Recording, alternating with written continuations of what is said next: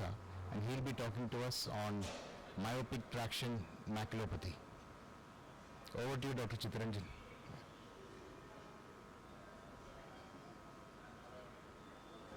Yes, you're audible.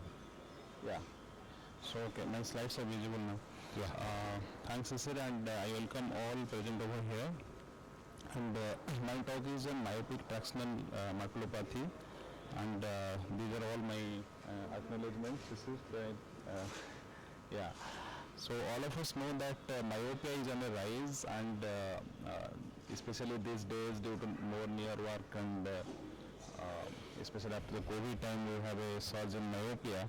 And coming to the epidemiology, up to 33%, that means 1/3 of the myopic eyes may progress to high myopia, which is again defined by refractive error -6 to -8, and axial length may be 26 to more than 26.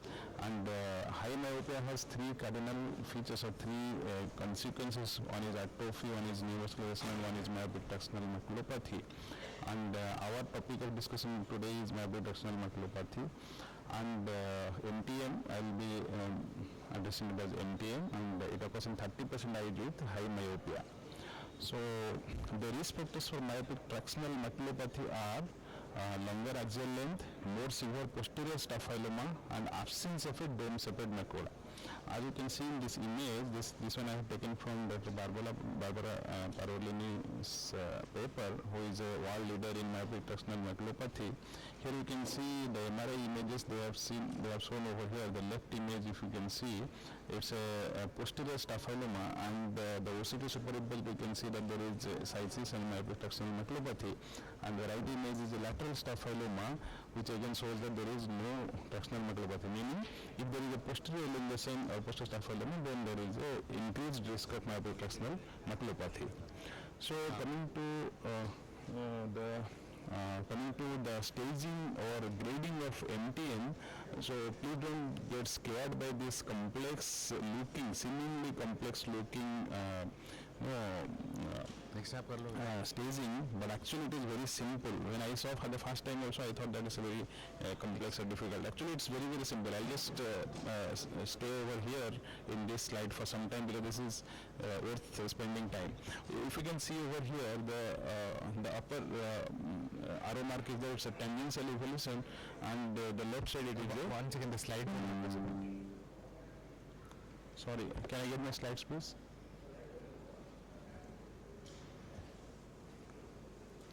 So the recent staging or grading, in fact it's both grading and staging of myopic tractional maculopathy, and by the time it comes I'll just cover up. Yeah. So this one is given by Dr. Parolini et al. And this explains the mechanism, and also this tells the tentative visual acuity that is associated with each stage of the myopic tractional maculopathy, and what is the treatment modality preferred for this stage of maculopathy. So as we will discuss over here, there are two kinds of forces that are in play. Yes, I will have the slides.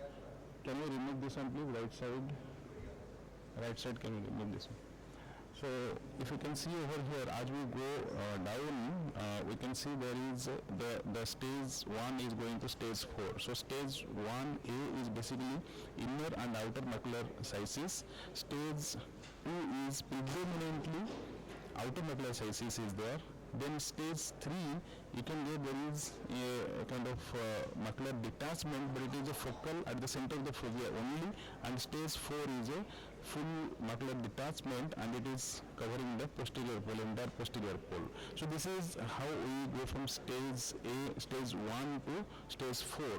And if we see about ABC, we have ABC in all stages, like stage 1, 2, 3, 4, all we have ABC. So basically what is ABC? A is normal focal profile, and B is a lamellar macular hole, and C is a full thickness macular hole. So you just add it to all the stages, and it becomes stage 1, 2, 3, 4. Only thing is that sometimes we have O, like stage BO, meaning we have an outer macular hole. You can see outer macular hole present over here. And if you see the early stages like stage 1A and stage 1B, the visual acuity is preserved like 612, 615, nice visual acuity, good visual acuity you have. However, towards the end, if you see 4C, 660, And if you see the treatment modality needed, usually it's advised to just observe for the early stages like stage 1A, stage 1B, or even stage 2A. However, when it comes to stage 3A and 4A, macular buccal is indicated, and if there is macular hole associated with that, then you need a PPV for that. So that means if there is macular hole, you need PPV. If there is macular detachment is there, we need macular buccal.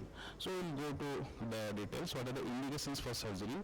The indications for surgery are worsening of sizes, or the patient is symptomatic, there is full thickness macular hole or lamellar macular hole with subretinal fluid, there is retinal detachment, or visual acuity is less than 20/50.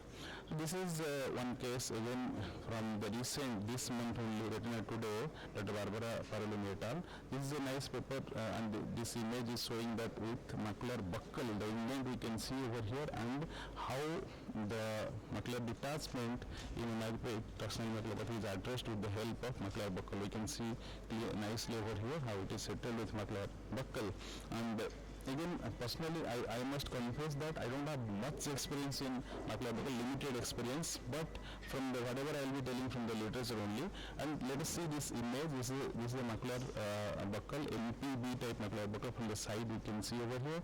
This is from the posterior aspect, and this is for the anterior aspect. And this one is how the surgeon is holding with the instrument. And this is even a metallic holder where you fit it, and there is a fiber optic cable is there. With that we insert it inside. These are the surgical steps in nutshell, and we can see the marking points are there where they are using the 60 dichrome suture. Pre-placed we can keep, or we can keep it later also. Then as I told, there is a fiber optic cable, we put it in the macular buccal, and with the holder, metallic holder, we put it, and with the contact lens we can actually intraoperatively find out what is the position of the macular buccal. Then put the suture and then fix it. This is the macular buccal. These are some cases very long-term follow-up. They have shown the surgeon Dr. Barbara Parolin et al. 2017 and 2020 for long follow-up.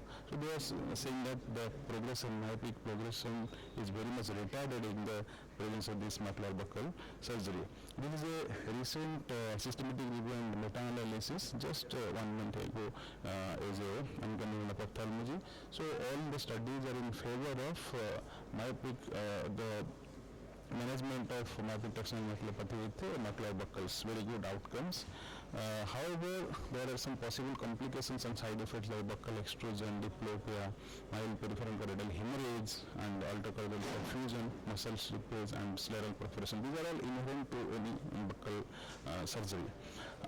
However, I must say that it's not only macular buccal. There are many surgeons who are proponents of PPV, plasma vitreoretinal for NTM, and let us see, this is one case from Dr. Naresh Babu, my mentor from Madurai, a 48-year-old male, and we can see the upper image, that is visual acuity 624 in September 2024, and it decreased to 1/60 in April 2025, and this is a small surgical clip over here, and we can see how even the surgery is difficult in this case because long eyes, and sometimes we need to remove the cannula also, and we need to use a longer length instrument to reach to the posterior pole. And this patient underwent surgery, and the outcome was good with PPV only. There are many surgeons, they are proponent of PPV, and those who have good experience with PPV only. This patient did well, and NTM settled with the surgery only. For the concerns with PPV, it does not address the anatomical contour, that is the posterior staphyloma, and there is of course increased risk of cataract, raised diopia, and endophthalmitis. So to summarize my talk, new classification of NTM addresses the grading and staging both, and observation is needed in early stages like stage 1A and 2A, where visual acuity 612, 615 kind of thing, and surgical intervention is needed in later stages. Again, to be specific, if there is macular detachment, we need a macular buccal. If there is macular hole, we need PPV. If there are both, then we do macular buccal, and in a staged manner we can do the PPV. And macular buccal is a good technique, favorable outcome. Now it is being slowly adopted by more and more number of surgeons. However, PPV still has been the choice of many VR surgeons, and presence of macular hole, either lamellar or full thickness, needs MB plus additional PPV in the latter stages, as I told. And I thank you, and I would love to take questions if there are any. Thanks, Dr. Chitranjan. That is a very good talk, part of it. So myopic traction maculopathy, is most of the complicated cases which are there. So if you're given a choice, if for example MEM stage 3 comes, so if you're given a choice, you have a macular buckle in hand and PPV, which one you are going to do? You are going to planning for a buckle or a PPV? So if you ask me now, as I have already told, my experience with macular buckle is limited, personal my experience, so I go for PPB only. Okay. But I know that is having a limitation because it does not address the posterior part. But somehow, see, we have seen that it's not that all the patients they have a SRF over there. Gradually the SRF also settles and it's kind of so settles down. So my choice will be PPV still as of now. Maybe in future if more number of cases and I compare my outcomes with MB maybe in future, but as of now it's PPV. Thank you, Dr. Chitranjan. Dr. Shishir? Question? No. So I welcome now Dr. Shishir Varghese to present his talk on epiretinal membrane. He is a consultant in Amrita Institute. So before he starts his presentation, one more question to Dr. Chitranjan. So how do you counsel these patients? You know the prognosis is guarded. So counseling to them is also... Yeah, so it's a nice question, Sarat. What I tell them, what is the recent drop of vision? So patient was having say 624, now he has become 1/60. I tell them that I will try to bring it back to the whatever the vision was there before the recent drop of vision. We cannot guarantee 6 by 6, and also the anatomy of the eye. I show them the OCT. What is the picture, and I compare with the normal OCT. So I do that kind of counseling before surgery. Otherwise, it is very difficult. Thank you. Now I get to Dr. Shishir, who is a dynamic surgeon. Thank you, Dr. Sharat, for the opportunity, and AIOC for this opportunity for getting me to present. So my topic is epiretinal membrane. So as we all know, epiretinal membrane is a fibrocellular tissue created by the proliferation of this fibroblastic cells at the VR interface, and it's very common. We have a lot of patients coming to the OPD with this complaint of this epiretinal membrane. Some of them don't have a visual loss. Some of them just come for a routine exam, and you see that there is this epiretinal membrane. So what are the causes? So 50% of the time it is mostly idiopathic, but especially if the patient has additional risk factors like diabetic vascular occlusion, inflammation, trauma, tumors, or any history of intraocular surgery, then also you can have a secondary tear of an epiretinal membrane. So let's talk about there's a grading of the epiretinal membrane. So this is stage 1, where there is a hyperreflective membrane, what you see there on the OCT. So that's with a normal form foveal depression. So that's stage 1. Then you have stage 2, where there is a membrane but there is a loss of the foveal depression, and you can see that the outer nuclear layer gets stretched. So sometimes the vision is good even in stage 2. Then we have the stage 3, where we have the ectopic inner foveal layer. That's a hyperreflective band which extends from the INL and the inner plexiform layer and spans the foveal region. So there is a complete loss of the contour as well as the INL from both the ends through the fovea comes and joins each other. So that's the IFIL, and that's a negative prognostic factor. Means usually if you operate on patients with stage 3, they usually don't get back the old vision. Sometimes even with stage 3 you can have this something called as cotton ball sign, where you have this fuzzy hyperreflective lesion of ISOS junction, and which can also predict decline in visual acuity with time. And similarly in stage 3 you can also have a cotton ball sign, like I already said, then the foveolar detachment and an acquired vitiliform lesion. So prolonged foveal detachment sometimes can cause vitiliform lesion to deposit there, and these are all negative biomarkers. Especially the vitiliform lesion is a negative biomarker for post-surgery for increasing visual acuity. Then we have the stage 4 epiretinal membrane, where there is absence of the foveal pit, there is presence of IFIL, as well as there is drill, that is disruption of the retinal inner layers. And these are usually associated with worst post-operative outcomes. So now the question is, when the patient walks in, when to operate? So one is when the patient has a significant complaint of visual decline, there is significant metamorphopsia. Always have a look at the biomarkers on the OCT, and remember, we are not treating the OCT, we are treating the vision. So which are the anatomical and functional predictors. So one is the baseline visual acuity itself. So poorer visual acuity post-surgery the visual acuity doesn't tend to improve so significantly. Second is the IZ integrity. When you have a disruption of the IZ like a cotton ball sign or the presence of a vitiliform deposit, then again your vision won't improve. And the higher OPL thickness and inner retinal thickness also are associated with poor outcomes as described in these two studies. Now the question comes, what about the stage 3 IFL which is there? So there are multiple studies which was done where they compared PPV, ERM peeling and ILM peeling, and they found that the IFL is the worst pre-op and post-op BCVA, especially when the IFL is present. But however, one study said that BCVA recovers in both the groups, but especially in the IFL group, the recovery was much slower. So overall, if you say among the gist about all these studies that IFL, if there is presence of IFL, then the visual acuity doesn't improve very significantly post surgery. So there's a lower visual ceiling with when you have IFL. So always look at the staging of the ERM and especially there is IFL, always better to operate under guarded visual prognosis. And sometimes the IFL takes years and months to years to go post surgery. And if you don't peel, some of the studies did not peel the ILM, and then they found the recurrence of ERM after not peeling the ILM was much higher.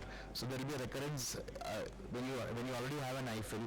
On top of that, you're not even peeling the ILM. Then you have a recurrence of a ERM on top of it, which can lead to a further decline in visual acuity.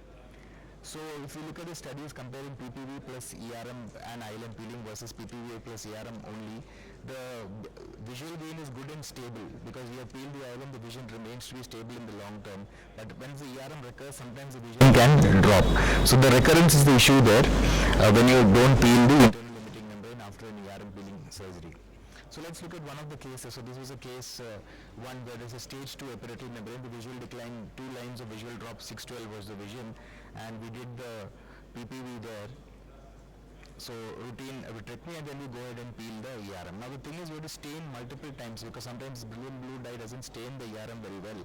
So to stain multiple times, and always make sure not to peel over through the fovea. Always peel around it, and then right at the end only you peel over the fovea. So that's one of the take-home points when you peel these stiff epiretinal membranes. So then this patient improved to 6 parts. You can see the foveal contour is also regained much better than what it was pre-operatively. So another case where there is BCVA was 636, you can see stage 4 epiretinal membrane. A lot of these lamellar defects was seen, and then so this is again after vitrectomy.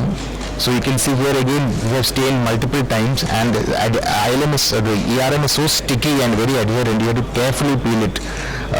And then at this point where those lamellar defects are there, I know that it's not going to come. So you need to peel till there, and then whatever residual ILM is there, you can trim it with the scissors and leave it.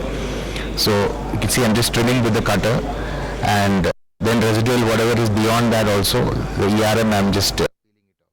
So each case is different, so it depends on the adherence, the stickiness, the extent of the ERM, the presence of these lamellar defects. So you can see it won't peel beyond those lamellar defects, so you just trim it and then you just leave it. So this patient also 6/18 post surgery. So another final one case 3, again here BCVA 636. You have this fibrotic kind of an epiretinal membrane, and you can see the extent. Why I put this video is just to see the extent of the epiretinal membrane, which is in line. It's like a hyaloid itself. When you try to remove it, you can see the extent. This is the ILM getting peeled. But before, what we saw, this was the epiretinal membrane in conjunction with the posterior hyaloid. So this patient had an IFL and in stage 4, so this recovered only to 6/24 vision post-op. Now what about use of triamcinolone? Some surgeons suggest using triamcinolone at the end of surgery. I will still use it, but then for this talk I just read through this paper, and they have said that even if you inject triamcinolone at the end of surgery, there is no particular benefit, does not recover the layers, or does not get reduction of the IFL also. So now this is one of the final slides. So now people have started injecting subretinal BSS for epiretinal membranes, and they said that application of this BSS can improve visual outcomes as well as improve the staging post surgery. So with a 42 gauge needle, go inside and then inject BSS after you peel off the epiretinal and the ILM internal limiting membrane. So you can see the restoration on the contour as well as the thickness of the macula is reduced. So to conclude, if you operate early, the visual outcomes are good. So early surgery is better because it leads to better anatomical and visual results. Always have a look at the ERM biomarkers. And recovery, you should tell the patient it may take months, sometimes even to a year. And now the latest technique is to inject BSS subretinally. Improvement in the visual acuity, even though it is a stage 3 epiretinal membrane. Yeah, thank you. It's a very wonderful talk, Dr. Shishi. So you showed us something like subretinal balanced salt solution. I think as an initial surgeon, I'll be scared to do that. Yes. Because already we want to just peel off the membrane. Correct. Okay, we are not trying to do that. But yes, whenever in the grade 4, if you are more combined, you can try that balanced salt solution. One more thing is before, I think counseling and interpreting is also very important. In the ERM, they can be associated combined hematoma, also which we need to rule out because you know that the ERM is going to. So, one question for you: are you going to peel ILM in all the cases? Yes. Especially if it's idiopathic epiretinal membrane, I peel ILM in all the cases because I've seen in my own OPD itself where I don't peel, couple of patients that come back with a recurrence of the epiretinal membrane. So I peel in all the cases. And there is a paper coming out from Arvind Madurai, Naresh sir only, I think he's doing the BSS injection, and he has said that the results are pretty good. Yeah, they are coming up with that. I think for ERM only or macular hole, I don't know. For ERM, For BSS injection. For ERM, correct. Yeah. See, sir, I have one question only. Yeah. For the cases with AFil, what you do? What is your practice for that? So main thing is counseling. Tell the patient vision may or may not But improve. we don't Peel just the- ERM and ILM. yeah, same Same surgical procedure is same. Same but surgical. It is just a bad prognostic indicator. Yes, right? yes. It's a back prognostic Yeah. indicator. Thank you. Thank you.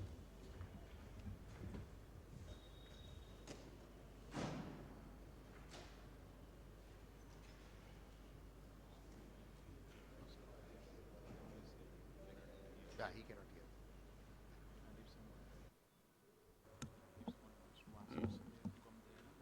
They have to come there and ask. Same procedure, only thing is heard from the... Sarath. Yeah. So thanks for joining me for this instruction course. Morning 8 o'clock is very difficult to come that too on the first day. First day, Morning- first show. First day, first show. Doing it is not very easy, but waking up and coming from the far, I'm thank both of you for coming for my joining this instruction course. Yeah. I'll be talking on mastering the. I'll be talking on this IC mastering the vitreoretinal interface, mainly on the vitreomacular traction syndrome. What are the basic surgical first to manage the vitreomacular traction? So, as you know, vitreotractional traction, anything is usually a disorder which is characterized by incomplete PVD. There will be abnormal strong adherence of the posterior halide to the macula, and this anteroposterior traction will exert a synertic effect over the what you tell can ERM, ILM and the hyaloid, and that causes a traction over the fovea which can be lifted up, what you see. So it is mainly a complication of the partial PVD where the vitreous is adherent to the ILM or the this thing over the fovea, and it causes a elevation of the traction of the fovea. It can be two type of classification which has been done, mainly a J-shaped and a V-shaped pattern. Where in the V-shaped pattern you can able to see the hyaloid is elevated and you can V-shape, whereas the J pattern only one side is elevated a lot and there will be associated distortion of the retinal layers also. So the newer classification is the International Vitreomacular Traction Group classification, where they are divided into vitreomacular adhesion, vitreomacular traction, and a formation of the macular hole. Vitreomacular adhesion means mainly there won't be any elevation of the foveal layers, only there will be broad adhesion of the hyaloid which will be attached. And most of these cases won't be having any symptoms. And if there is a symptoms, usually they will be having a blurred vision, metamorphosia, micropsia, and scotoma. And usually these onsets are gradual in onset and they slowly progress. So the coming to the management part, it has evolving. So in the past there will like whatever is there you peel and come out. You don't worry about anything else. But nowadays it's not like. We want to improve the vision, improve the clarity of the vision. So we have to minimize the iatrogenic trauma. We need to restore the anatomy. And nowadays we have a surgical techniques of very 25 gauge, 27 gauge, where the complication rates are also a bit less. We try to go inside and clear it off before any structural integrities get affected. For any management, vision is a very important biomarker. We do a surgery only if the patient is symptomatic or the patient is having a disturbing metamorphosia or they have a decreased vision due to the formation of ERM or a macular hole or a cystoid macular edema. Coming to the management, if the patient is asymptomatic, we will be observing, or they should be. Sometimes we tell the patient should demand surgery. That time usually we do a surgery in these cases, or we can try something called as pneumatic vitreolysis. Next is the surgical option where we'll be doing various techniques are there, so that I'll be telling you gradually. So coming to the pneumatic vitreolysis, this is something called as bird head movement, drinking bird head movement. This thing. What we'll be doing here is we'll be injecting a gas C3F8 or SF6 around 0.3 to 0.4 ml of gas, and we encourage the patient to move the head like a drinking bird, bend his head, bend up down, so that when you do that, the gas which is there will roll over the macula and it may lift the attached hyaloid which is there. The possibility we don't know is less, but we can give a trial if the patient is ready to do this technique. Only problem is the PVD is accidental what is happening, so they can have a high rate of floaters and they can form a macular hole also. So when the surgery is becoming necessary, the most important goal is to relieve the traction with minimizing the iatrogenic trauma.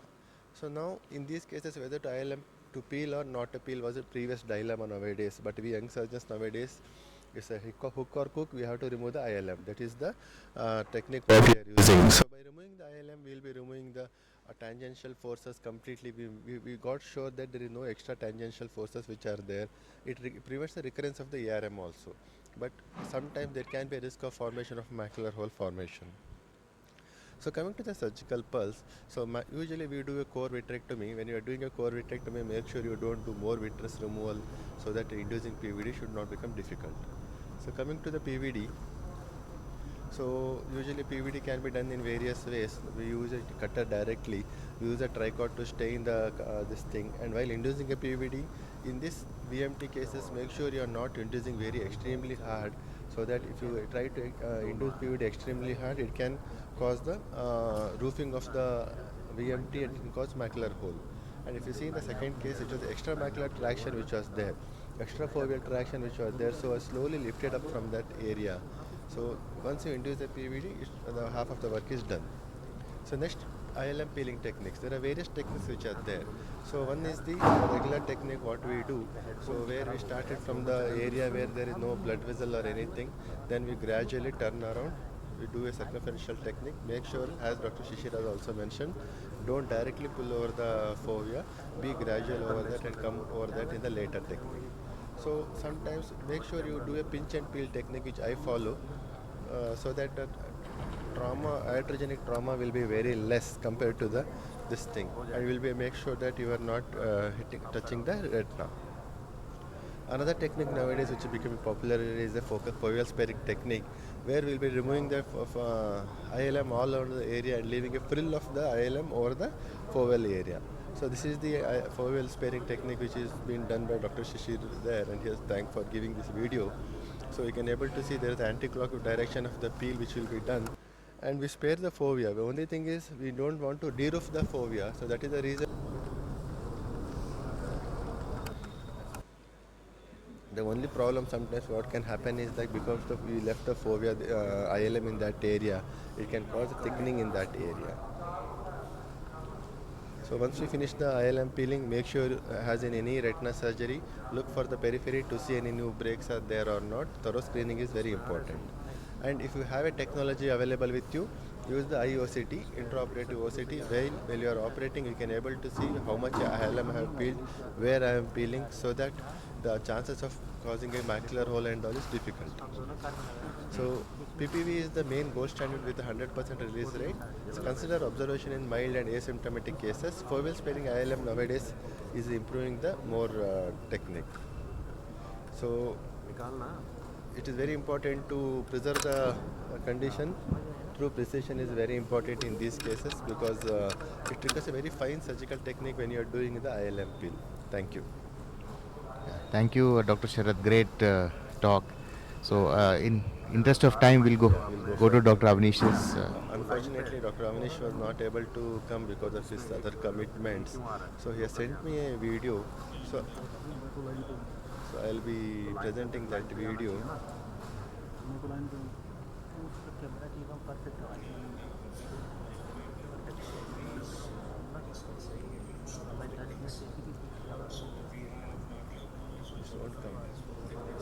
और एक बार बुला लो ना इसका audio आ जाएगा क्या? मेरे को बताना चाहिए ना तो मेरे को नहीं बताना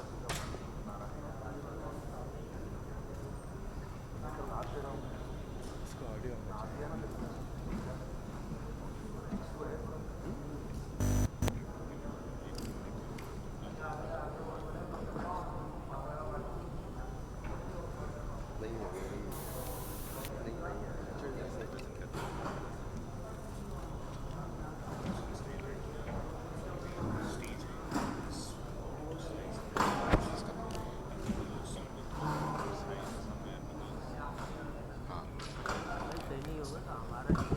So the evolutions of surgeries has been from conventional ILM peeling to inverted ILM flaps to plug techniques like autologous retinal tissues, amniotic membranes, and ILM flaps, and so on and so forth. So the principles of macular hole surgeries has been to relieve the vitreomacular traction, that is the anterior posterior, which is done by the PVD induction, and promote retinal approximation.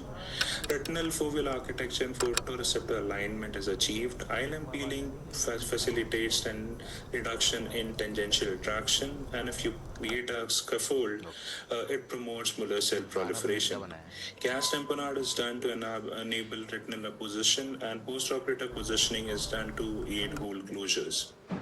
So coming to the conventional technique, which we can see here,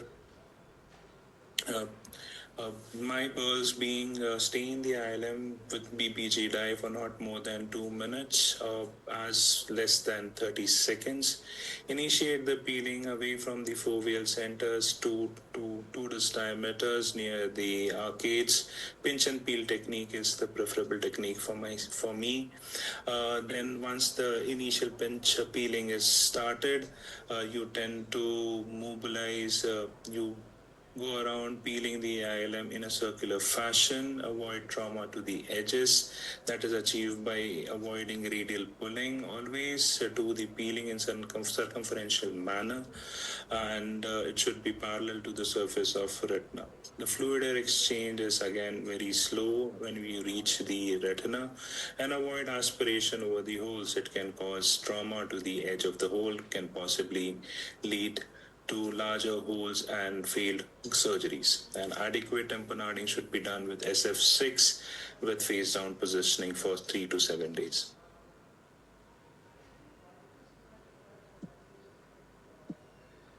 Inverted flap technique, more than 400 microns macular holes.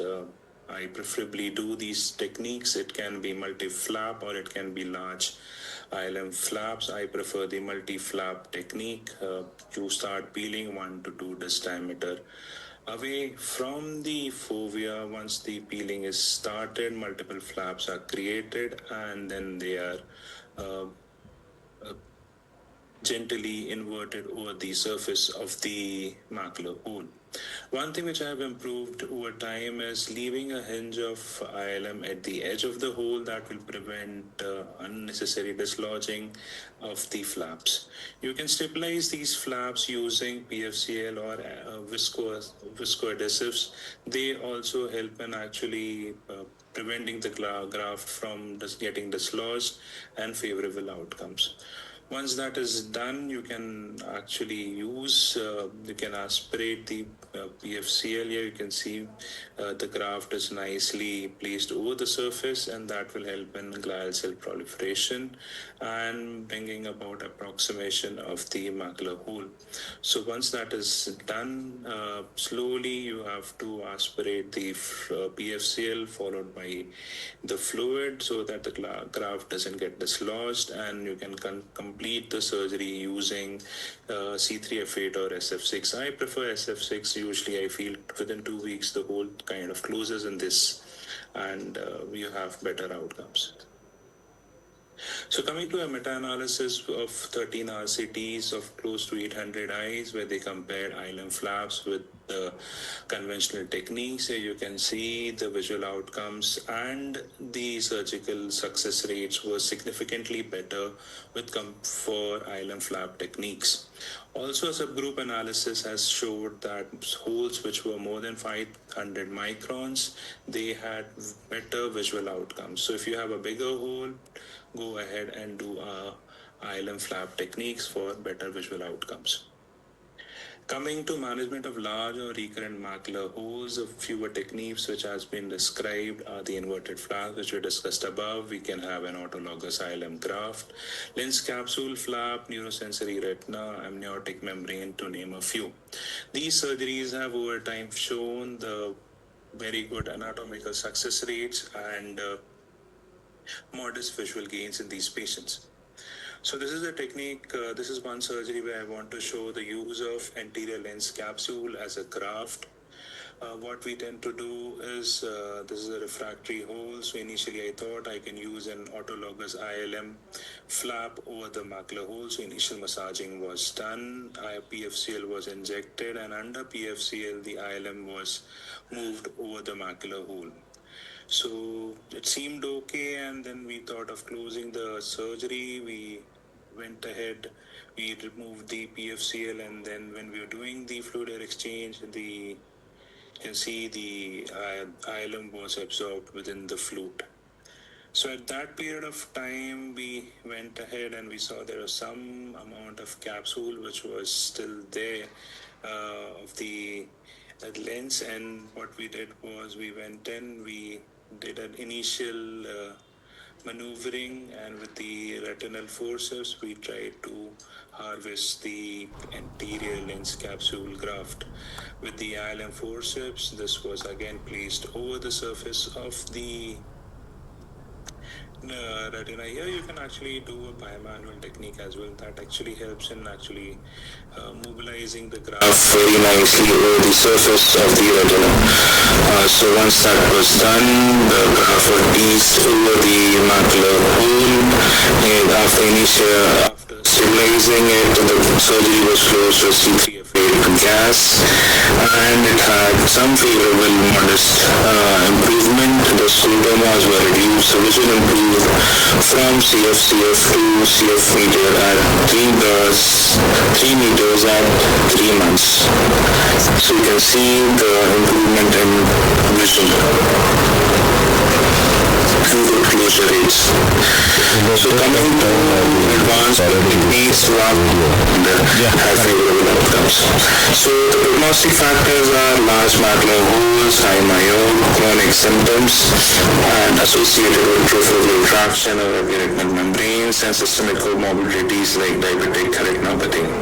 To conclude, macular hole surgeries have evolved from basic ILM peeling to innovative plugs, and latest meta-analysis shows that inverted flap techniques and the plug techniques have superior anatomical outcomes with modest to good visual outcomes. So thank you for Avnish also for giving this video. Unfortunately, he was not able to come. I thank all the co-instructors for coming and joining us here. I request them to join for a group photograph as possible.